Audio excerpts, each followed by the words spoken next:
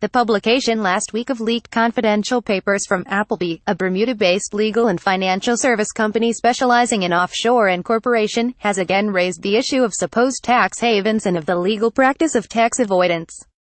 The Paradise Papers, as they have come to be known, shed light on the operation of what is today termed Britain's offshore empire, a collection of British overseas territories and crown dependencies, including Bermuda, the British Virgin Islands, Jersey and Guernsey, that accommodate a bespoke legal and financial services industry for overseas capital. Photo ICIJ. This is not new. As a young student I recall reading an essay by V.S. Naipaul that highlighted what seemed a post-war British policy for colonies with no potential for a self-sustaining traditional economy to become financial centers with the lure of low taxation. It was hoped that in time and as a more mature financial economy evolved, skills would prove the attraction and tax rates would return to normal. Naipaul saw this as foolishness, and warned of the problems that would lie ahead. After the release last May of the Panama Papers, a similar cache of leaked papers from the offices of the law firm Mossack Fonseca, I asked a friend working as a lawyer in the industry for his views. I remember in particular the first point he made, which even then I felt cut to the core of the issue. The leak only reconfirms what we already know, but what many people wish they did not. Then as now, what I believe most people find so disconcerting is not what has been exposed, but a sense that central to a system we actually value and cannot practically dismantle is an inherent gray area of contradiction between the law and ethics.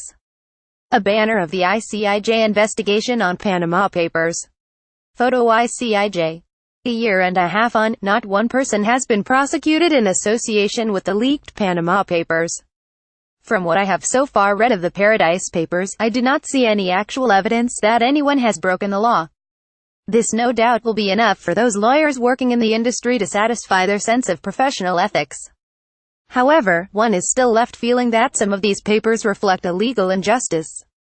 There is clearly a disconnect between the law and what the common man would consider to be just, and around this inefficiency has grown an industry that feels to the majority to be ethically questionable in its motivation.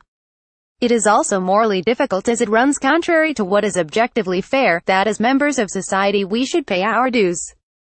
The argument that only the law can define ethics fails to understand a fundamental point, that ethics is foundational to man. The law is derived from ethics, not ethics from law. In the case of the provision of offshore financial services, as ethics is an issue we must consider motivation. What motivates those who set up offshore vehicles? Mark Pragnell of Capital Economics argues that such crown dependencies and overseas territories offer tax neutrality that is attractive as a stable, secure and neutral jurisdiction for cross-border economic activity. This fails to explain why other equally stable, secure and neutral jurisdictions with more just and robust tax systems are not used. This is not to say that there are no morally legitimate needs for such services. However, given the public's view of the matter, perhaps unfair but reinforced by such practices as obfuscating ownership, and avoiding the accountability afforded by transparency, it could be a mistake to risk so much opprobrium for a little actual benefit.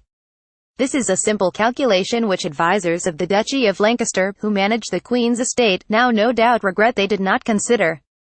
Then there is legal responsibility. Lawyers must of course advise clients merely on the word of the law. But the truth is, as almost everyone today knows from dealing with practicing members of that most esteemed profession, we expect and lawyers are more than happy to give more than purely legal advice, advising not only on the law, but on its most favorable application. Michael Fallon. File photo Wiki Commons. And here again motivation must be considered, and a human judgment called.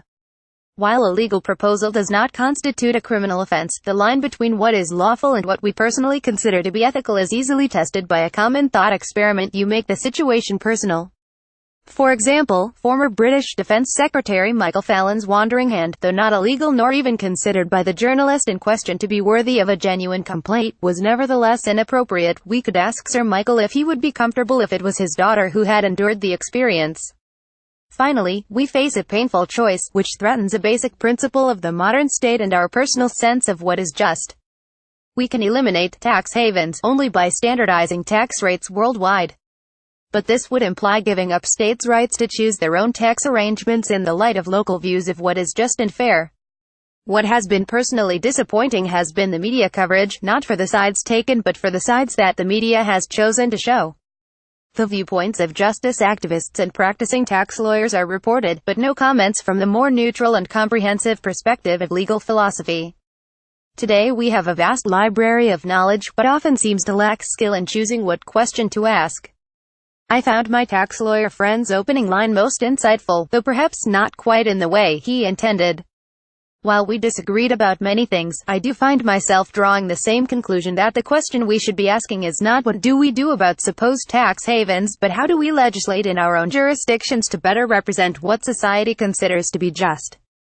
In other words, how might we reform our own tax systems to cope with the existence of an international industry devoted to tax avoidance? And how can this be done without violating other standards and rights? Comments.